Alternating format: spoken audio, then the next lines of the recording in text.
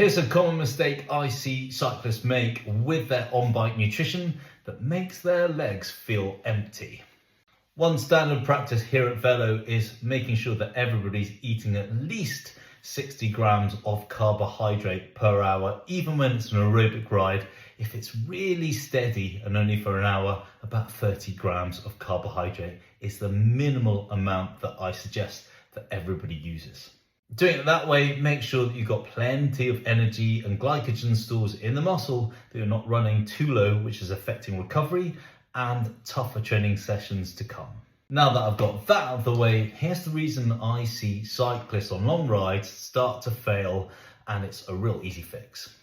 They're holding back eating anything on their bike until they reach mid-coffee stop. Now I sort of understand this way of thinking. Let's say you had breakfast, so a big bowl of porridge, you ride for 3 hours, and then you hit coffee stop, and then you ride for 3 hours home. You'd think, well, breakfast is going to get me there, right? Well, it sort of will, because your body can cope with lower energy availability over time, but you are not a petrol engine, you're a human being. And it is clear that when you run low on energy availability or carbohydrates, your body can switch over a little bit more to fat as a fuel source.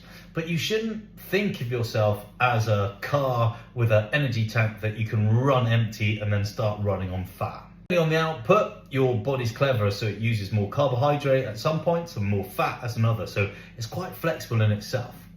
That's the mistake I often see cyclists do and talk about, saying that if I push my boundaries on my fueling, I can use more fat as a fuel source. The thing is, when you start dropping your carbohydrate out from riding and you hold on for longer, you basically just run out of muscle glycogen, and your body starts to kick back and go, I am not turning my legs over the way you want me to. Basically, if you want to stick with the bunch and keep riding strong all the way through your ride, you have to fuel for the work required.